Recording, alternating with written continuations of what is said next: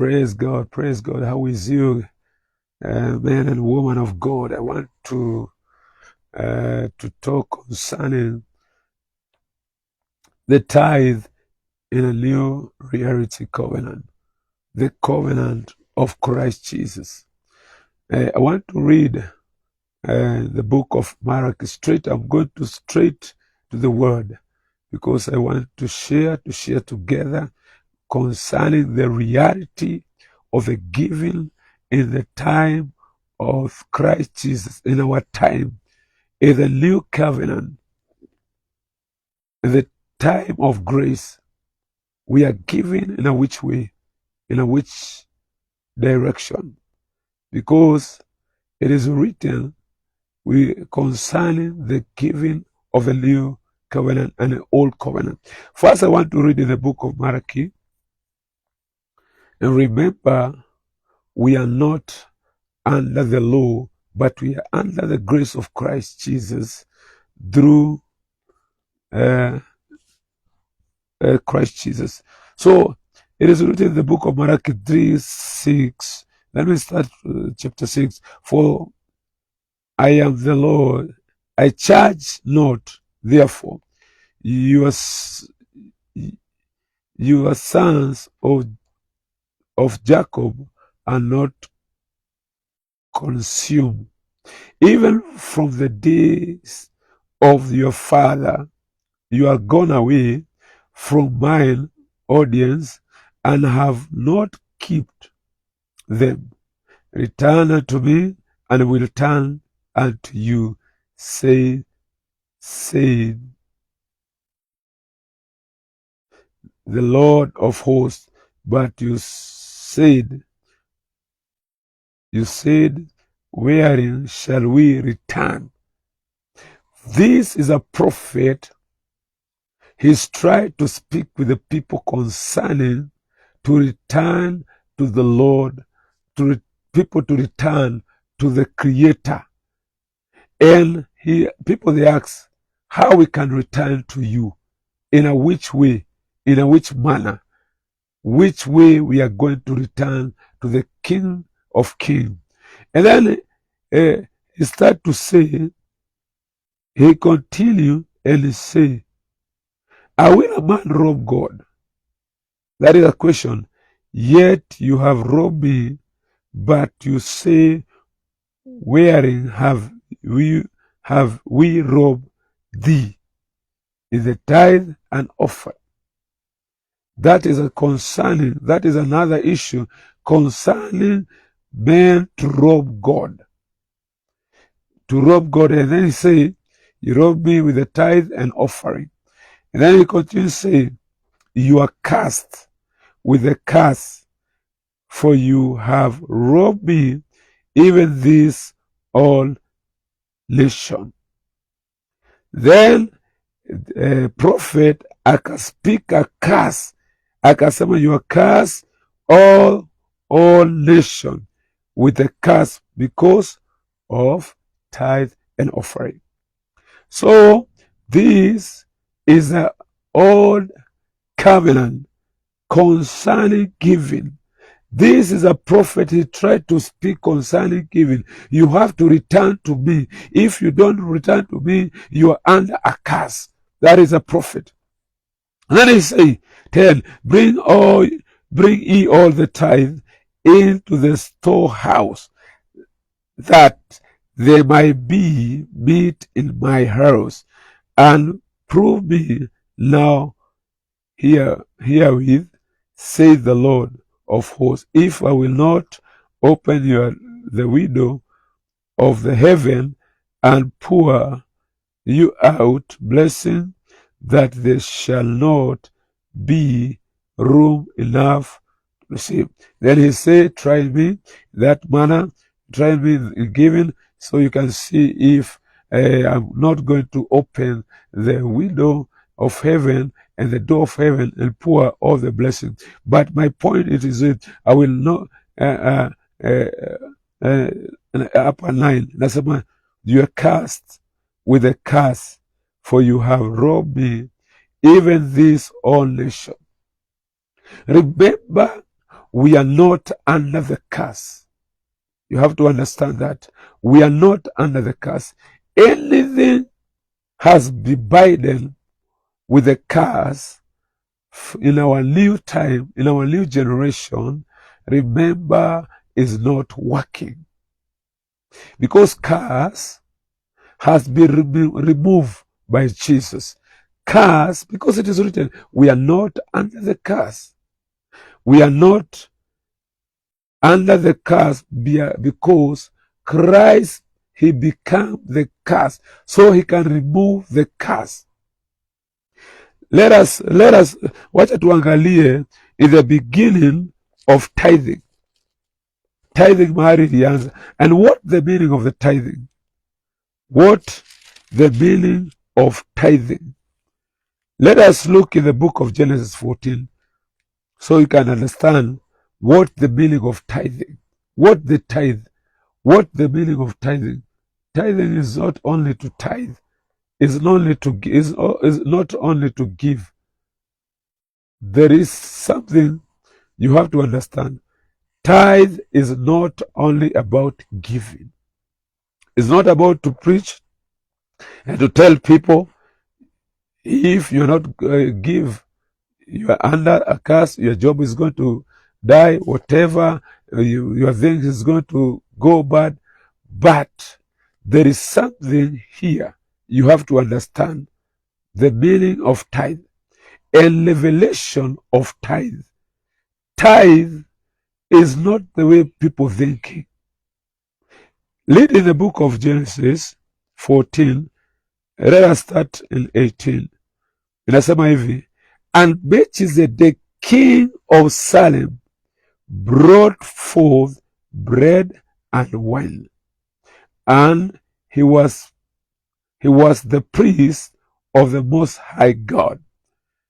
And he blessed him and said, blessed be Abraham of the Most High God, possessor of heaven and earth. And blessed be the Most High God, which has delivered thee enemy in the hand,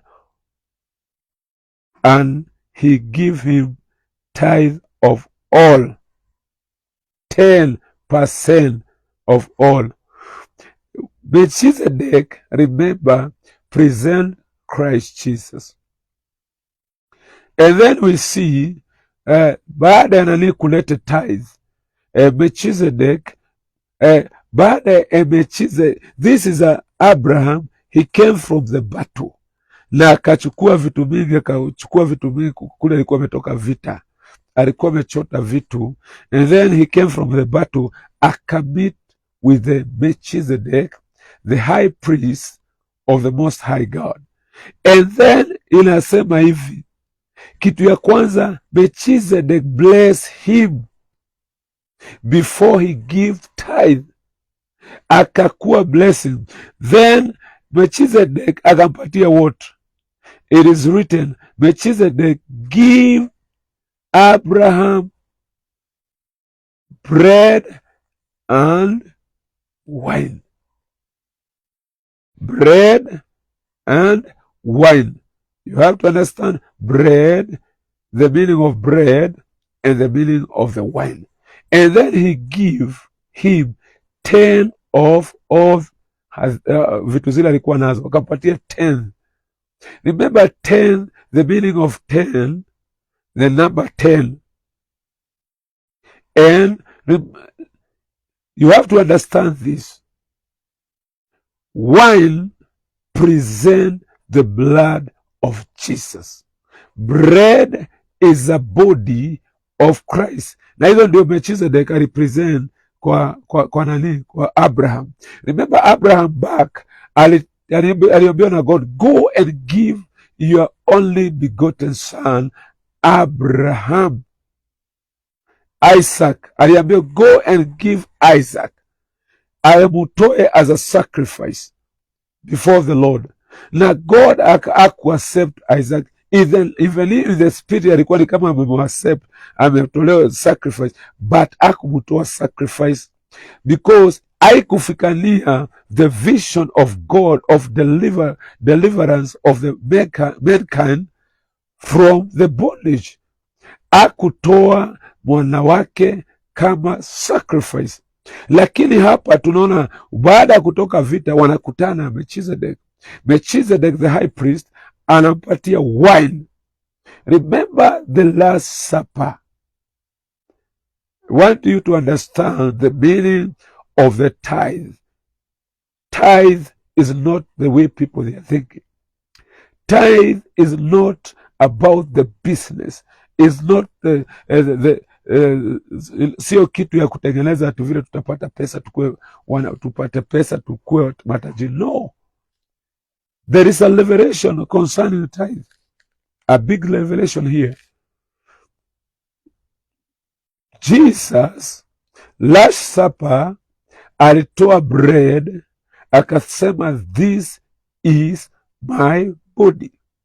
Akachukua the cup, akainua juu, akasema this cup of wine, akainua juu, akasema this is my blood, ambayo imetolewa because of the sin of the world. Then you have to understand this, my brother or my sister. Melchizedek alitoa the body and the blood of Jesus, ile ambaye Abraham alikuwa ameambiwa atoe Isaac, lakini haikufikania because man angekuwa be delivered through the blood of the mankind. No one can deliver, deliver man from the hand of the Satan through the blood of the mankind. Because you see the blood of Abel, it is written in the book of Hebrews concerning the blood of Abel. It is written the blood of Abel. There is another blood speak a better things than the blood of Abel. That is the blood of Jesus. So kulikuwa na another blood ilimwagika, the blood of Abel, but ikuweza liberate people from the bondage of the devil, from the bondage of the Satan. Na tunaona hapa Melchizedek alikuwa ana present the body of Christ na anatoa the blood of Jesus. Second, Abraham akapatia 10th. The number 10 inaongea concerning the fullness of God. Likufikania ya kwamba the revelation and vision or prophecy ambazo zilikuwa zimeongea concerning Christ, wakati ule Melchizedek alitoa 10th, Abraham siku hiyo akasema the day ambao receive the bread and the wine imekuwa fulfill the body and the blood of Jesus, akapatiwa ikuwe fulfill, na yakatoa 10% ikuwe fulfill. So the tithe, tunaona Maraki, there is a curse in tithe because wako wamepata ufunuo kubwa concerning Jesus, the coming of Jesus. Na ninaona tithe ilichukuliwa na uzito sana, na ndio ikaingizwa curse. Why? Tithe kuna kitu inaongeanga kubwa sana, but tithe ikiwa na curse, that is not tithe. Any tithe, any man and woman of God ambaye na preach tithe with a curse, that is not tithe, because iko na curse. Because it is written, we are not under the curse. We are not under the curse. We are in the time of grace of Christ Jesus. Na akasema hivi in the book of Hebrews anasema we have another priest, na hajatoka kwa priesthood ya Leviticus, because yeye ametoka kwa Judah. So Leviticus walikuwa na beba law, but Jesus, it is written in the book of the book of John concerning Moses alipatiwa law na Jesus amekuja na grace and the truth. So Jesus hakutoka kwa Leviticus, alitoka kwa Judah. Judah is a mahali walikuwa wanatoka kings and prince, and unasikia anasema yeye hajakuja kucurse the word, but he came to deliver the word.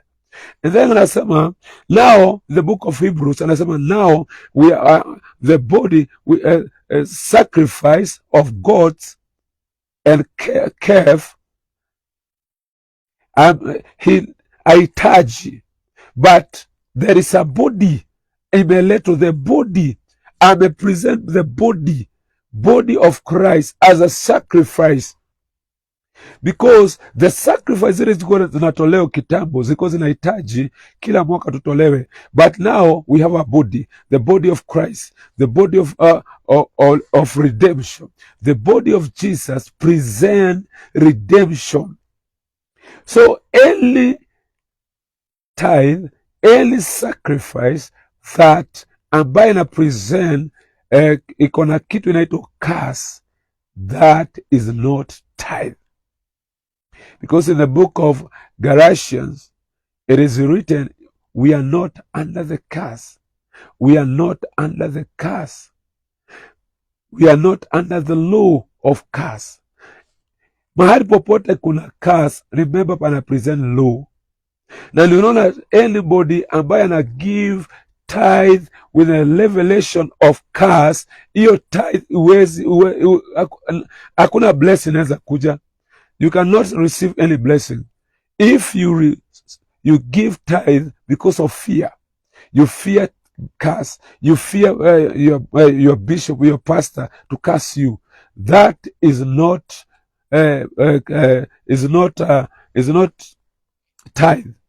Because any tithe with a curse, that is not tithe. But any tithe tukigive, we are giving through the revelation of the body of Christ, ya kwamba tumepatio Jesus. Now we are coming with our tithe, with our thanksgiving, to give as a thanksgiving. Now tithe imebadilishwa ikakuwa thanksgiving. We are giving because God has given us the body, the blood, the body. Jesus amepatiano na sisi tunarudisha shukurani. Tunaendanga kurudisha shukurani, but we are not give the tithe because of fear. Tithe we are giving because of the body of Christ, because of the blood, liberty of the blood of Jesus, liberty of Christ Jesus, liberty of the blood of Christ Jesus. Listen here. Wacha nisome hapa in the book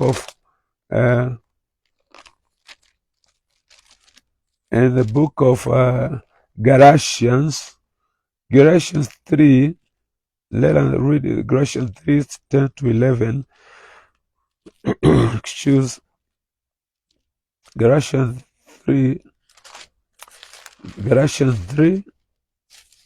3:11. Nasema hivi.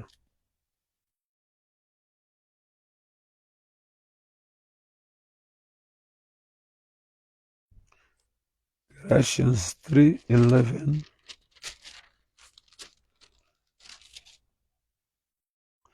Nasema hivi. Thank you, Jesus. Thank you, Jesus. Thank you, Holy Spirit. Nasema hivi 3:11. For as many as of the works of the law are under the curse. For it is written, curse is everyone that continueth not in all things which are written in the book of the law, to do them. Listen. Do you hear me?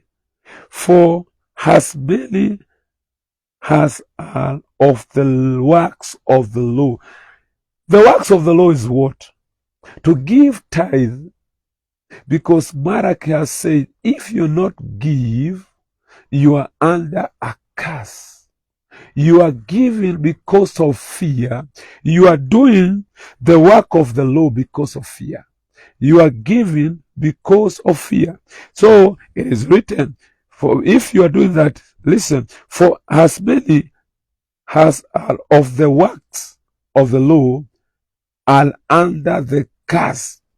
So if you are giving through the law, you are under the curse. And you see many people, if you are not giving the tithe, you get yourself things is not going well. Why? Because you are giving through the law.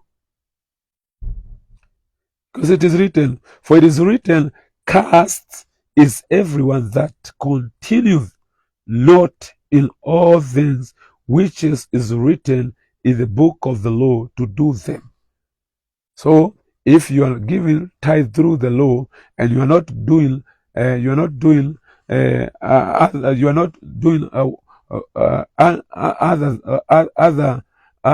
works of the law, so you are under the curse. You cannot give tithe through the law and then you are not doing ufanyi hizo vitu zingine ambazo zimeandikwa kwa law. You have to continue to do all things that it is written in the book of the law. Listen to 11. But that no man is justified by the law in the sight of God, it is evident, for the just shall live by faith. No one can justify by the law in the sight of God. You cannot give your tithe through the law and you say, God is going to bless me. God is going to open the doors. The doors is going to be open. And you think you fool yourself, God is going to open the door through giving by the law. Because it is written, just shall live by faith. Nowadays, we are not giving through the law, but we are giving through faith. We are giving through the heart. The way God, He leads you to give. You can give 100. You can give 30.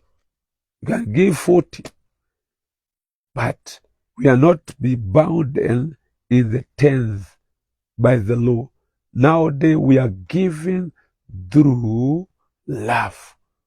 We are offer our tithe, our offering through love. Remember John 3:16 said, God give His begotten Son. Through what? Love. Not by law. Not by be pushed by anything, but by love. The passion. We give through passion. We give through love. We offer through love. We offer through passion. We are not offer because of fear. Man can curse you. Your bishop can curse you. Your pastor can curse you. Your prophet can curse you because of the mark. No. Nowadays that curse is not working. Is not working. Let me tell you the truth. The curse of the law is not working. The curse of the monarchy is not working nowadays because we are not under the curse. Remember, Christ became curse, so he delivers to that curse. Let's read in 12. Galatians 3:12 says, and the law is not of the faith, but the man that does them shall live in them. If you give your tithe through the law, remember you are under the law. You are under chain, because law is a chain. But if you are giving through faith, remember the father of faith, the book of Hebrews, they are doing the extraordinary things. They are giving extraordinary things. In the book of Acts 4 and 5, it is written, people, they are giving in extraordinary giving. They are giving their lands. They are offering their land to the feet of the apostles. They're giving in a higher dimension, the higher dimension of the revelation of Christ, but they are not giving under that cycle and that chain of the monarchy, that chain of the law, but they are giving through the understanding and the revelation of the Son of God. Because they know, because Abraham gave 10 and Melchizedek, the high priest. Now we have a high priest than the Melchizedek. Our high priest is Christ.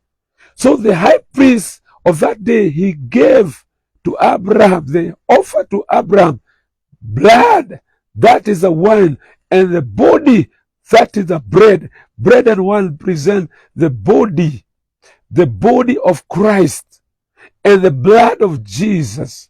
So he gave through the revelation. Even us, we are anything anytime you're going to give, anything you give through the understanding and revelation of the Son of God. Tukitoa tithe, tutoe na ufunuo. Si kutoa tithe because we are fear. Tunaogopa tutakuwa cast. Tunaogopa tutalaniwa na mara kazi zetu zitaisha. No, tunapatiana kwa ajili ya ufunuo ya kwamba sasa tumepatio damu. Sasa tumepatio the body. Mwili wa Kristo umepatiano. Blood of Jesus umepatiano. Na ndio unaona sasa tunapatiana vitu zetu. Sasa tupatiani 10 like our Father. Tunapatiana more than 10. Kama vile nimesema apostles walitolewa mashamba. Watu walikuwa wanatoa mashamba, lands. That is not kawaida. Mashamba, kutoa mashamba, that is not kawaida. Na wale walikuwa wanatoa na mchezo, hata wengine walikuwa nakufa, wanaanguka hapo kwa ajili ya kutoa na mchezo. Na unasikia word inasema kila mtu atoe kulingana na ile kitu vile anavyopokea baraka zake. Na God, because God look the heart. It's not look the things, you are rich, you are scarce, you are whatever. Anaangalia the heart. Mtu wowote ana offer, because God alitoa kutoka kwa moyo wake, akatoa the best kutoka kwa moyo wake. Lakini the tithe, 10 is not our best. 10% kwa 100 is a 10 shillings. That is not our best. Our best, God alitoa all, akatoa the best, akatoa Jesus, the Son of the Most High God. And then nowadays, we are not giving ati kwa ajili tubarikiwe. Already we are blessed.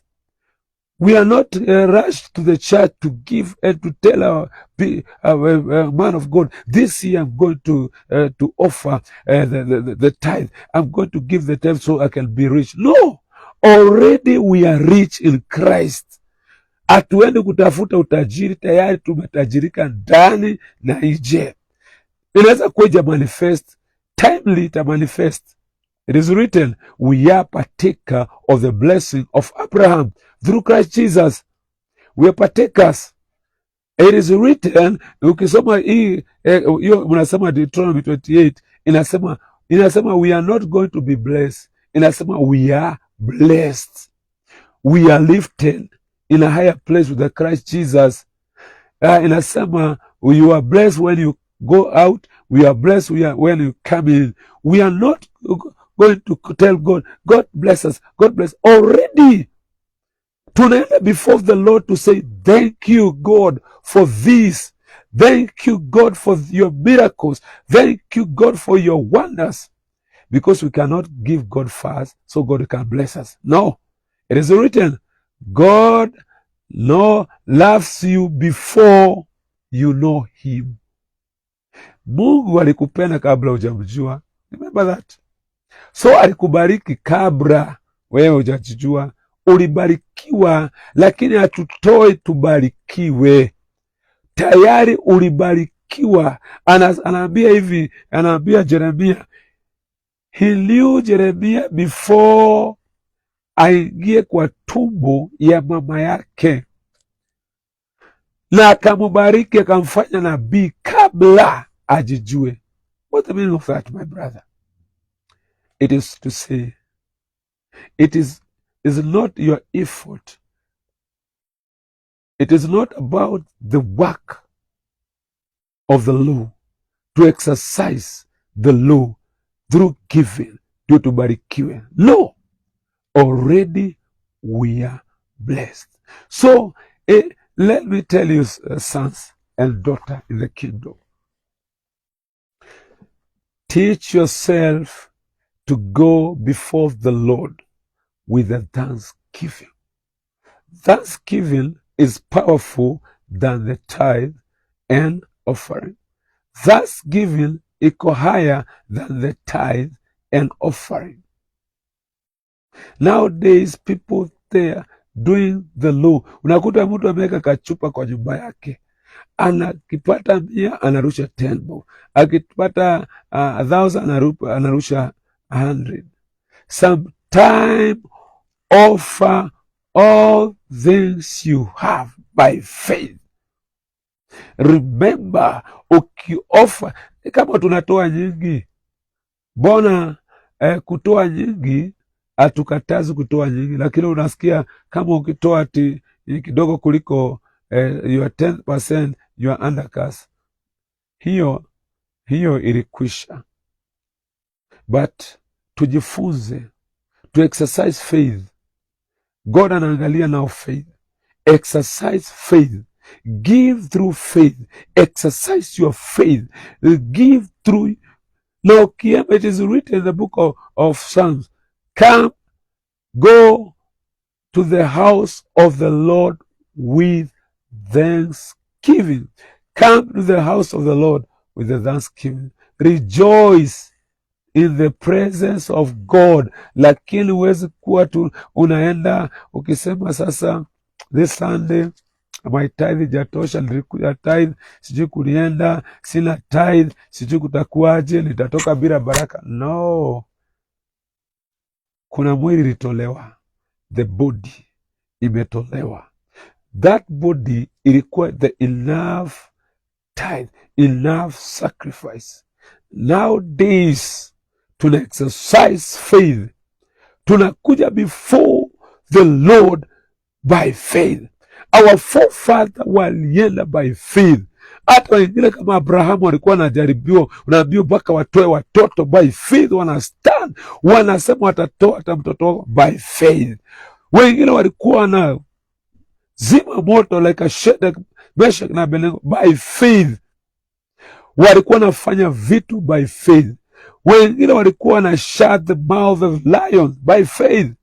Wengine wakafungua bahari ukatumia, he walked to the Red Sea like a dry land by faith. The day of the apostles, watu walitoa mashamba by faith, but wakusukumiwa, wakulaaniwa. If you are in the church, wanalaani watu because of the tithe, run. Because we are not under the curse. Remember that. We are not under the curse. Let me continue. Tusikie vile nasema hivi. Hapa tumesoma Galatians 12. Nasema hivi 12, basi nataka kusoma 13. Christ has redeemed. Christ has redeemed us from the curse of the law. That is a Galatians 3:13. Christ has redeemed us from the curse of the law, being made a curse for us. For it is written, cursed is everyone that hung on the tree. Yesu mwenyewe alitukomboa katika hiyo laana ambayo ilikuwa imenenwa na Maraki, laana ambayo ilikuwa imewekwa katika tithe. Yesu alituredeem kupitia yeye kuwa curse. Sasa hatulaaniwi kwa ajili ya tutoe 10%. Ile laana inaweza tupata ni kwa ajili ya kukosa kupokea Kristo. Anyone ambaye hajapokea Kristo is under the curse, but everyone ambaye amekupokea Jesus is not under the curse, but is in blessing of Abraham through Christ Jesus. Tusikie 14 nasema hivi, that the blessing of Abraham might come on the Gentiles through Jesus Christ, that we might receive the promises of the Holy Spirit through faith. Baraka zetu zinatokea kwa Abrahamu. Remember, law ilikuwa ya juu, but sisi tulipatio grace. Mungu ametuita through grace. Sasa tumepokea hizi baraka zetu zote, tunapokea kwa baba wetu wa imani ambaye anaitwa Abrahamu. Any blessing yoyote unapokea, you are receiving our blessing through Abraham, through the promise of Abraham. Remember, Abraham is a father of faith, so we are receiving our blessing through faith. And we are given through faith. Oh Jesus, Mashakadabaya. Hey, Jesus. Ishada 15. Galatians 3:15. Brethren, I speak after the manner of men, though it is be put a man covenant. You, if it is be confirmed, no man discernible on earth or throne. Now to Abraham and his seed with the promises made, he said not, and to the seed has of the many, but has of one, and unto thee seed which is Christ. And this I say, that the covenant that was confirmed before of God in Christ, the law which was for 430 years after cannot discern that it should make the promises of none effect. Listen, Maandiko yanasema hivi, the law ilikuja 130 years. Remember, Abraham alikuwa ametoa tithe yake, au alikuwa amepatiana give yake wakati huo through faith. Abraham alipatiana 10th. Wakati walipata ufunuo wa kupatiana 10th. Watu wengine wanapata ufunuo wa kupatiana 100. Wengine wapata ufunuo wa kupatiana 30. Wengine wanapata ufunuo wa kupatiana hata 2, according to your mahitaji yako vile natoshana. Abraham alikuwa before the law na alipatiana through faith, na alipata ufunuo ya kujua this is a high priest ambaye anafaa kupatiwa, na yeye akapatiwa mkate. Sasa tumepatiwa, Abraham alipatiwa the blood ndio alipatiwa, na akapatiwa the blood. Hiyo mkate alipatiwa ilikuwa Jesus, na hiyo blood ilikuwa the blood of Jesus. Sasa Abraham alipatiwa hizo. Sasa sisi tumepatiwa yeye mwenyewe Jesus, so tunapatiana through faith. Our father alipatiana through faith, hakupatiana tithe through hakupatiana through law, alipatiana through faith, na yeye alikuwa amepata ufunuo wa Jesus. Sasa sisi tumepata Jesus mwenyewe, amekuwa manifest kwetu, so tukipatiana, we are given through the revelation. Now let me tell you, my brother, men of God, I love you, fathers and brethren. Let me tell you one thing. Let us teach people about grace and new covenant of Jesus. Remember, new covenant is about redemption. It's not about people to be bound. You cannot tell me you are born again and you are under a curse of your ancestors. You cannot tell me you are under the covenant of Christ and also somebody told you there is a curse for you from your father's side. The time you receive Jesus, all those curses inakuwa broken. Remember, like me, before I born again, nilikuwa na vuta hata bangi, nilikuwa na kunywa pombe na bangi nilikuwa imeshinda kuacha. But the time you receive Jesus, hiyo time hizo bangi na pombe, hiyo kiu na hiyo lili ilikatika that day.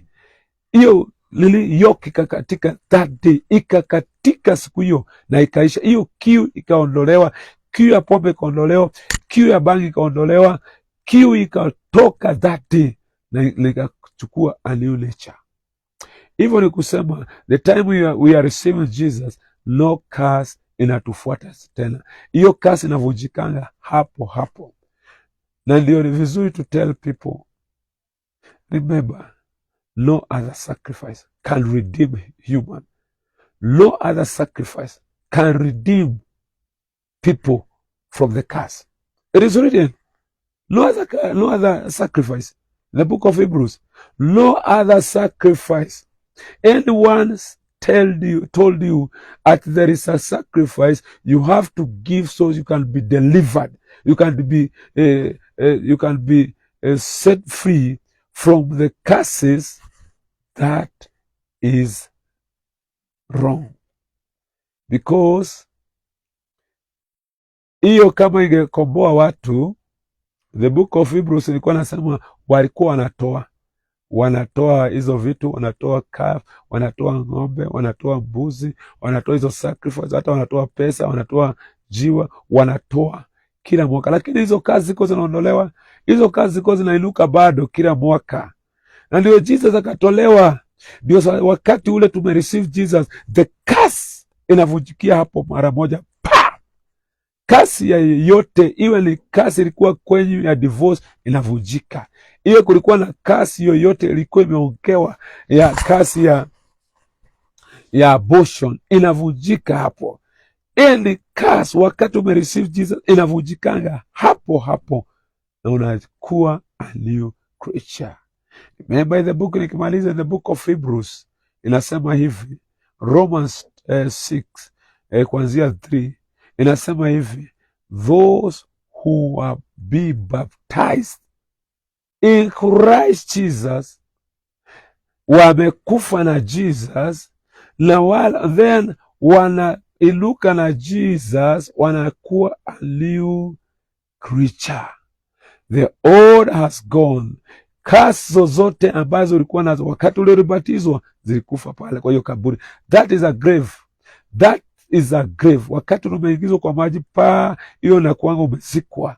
Ukitolewa kwa maji unafufuka na Jesus. Kama kulikuwa na kasi yoyote, any curse, ancestors curse, demonic curse, satanic curse, any curse from your family, inavunjikianga pale. And then unainuka ukiwa a new creature. The old inaenda, inakuja new. Hivyo the old covenant and the giving of the old covenant, wakati ule Jesus alikufa na akafufuka, the giving of the old covenant iliishia hapo na tukapatiwa new covenant. That is a covenant of the blood of Jesus, the covenant of the body of Jesus. That is a covenant ambayo tunafuata. Ndio unaona nowadays kumekuwa shida, unasikia mtu anasema kwa church, pastor, nimekuwa bishop, nimekuwa nikitoa tithe, lakini shida asiishi. Nimekuwa nikitoa tithe, nimekuwa mwaminifu na tithe, lakini shida bado zinaendelea. Why? Ana give through law, na anatoa hili, ana demand lazima abarikiwe, because law ilikuwa na demand, lazima ufanye hivi, lazima ufanye hivi ndio ubarikiwe. So hata yeye ana exercise law, akitoa ana expect abarikiwe. Na ndio unaona nowadays we are giving through faith. Tunatoa na furaha, tunatoa na upendo bila kutarajia tutubarikiwe, because already I remind you again, nikimalizia ya kwamba umebarikiwa. Auendi kutoa kwa ajili ubarikiwe, tayari umebarikiwa, ukapata hiyo kutoa. So ukienda pale unaenda kurudisha shukurani kwa ajili umebarikiwa, na ukiexercise hivyo vitu hizi unahitaji, utapata neema, itashuka na utabarikiwa. Let me pray with you. Anyone that is not receiving Jesus, I want to pray with you, and God is going to bless you. Father, we honor you, King of glory. Thank you because of my brother. Thank you because of my sister. Repeat this prayer. That is the first giving. Say, Jesus, I love you. I offer my life to you. Jesus, help me and change my life. I receive you today as my Lord and my Savior. I am a born again creature. Lord Jesus, help me, lead me to the good church. And God, thank you because I'm a born again. Let me pray with you, Father. Thank you because of my audience. Father God, Lord Jehovah God, thank you because of that soul. And I bless, Father, your people through the blessing of Abraham, through faith. And God, help them to understand, oh God, the giving of the new covenant. In the name of Jesus Christ, thank you because of the grace. Thank you because of your mercy. In the name of Jesus Christ, God of grace and mercy, we pray and we do believe. Amen. Let us meet tomorrow, same place, same time. Tomorrow I'm going to speak concerning the curses and the blessing. The curses in the new covenant and the blessing of the Lord Jesus. Shalom, shalom. God bless you. We're going to meet same place. If you have any question, please inbox me, and God bless you. Amen. Shalom, shalom.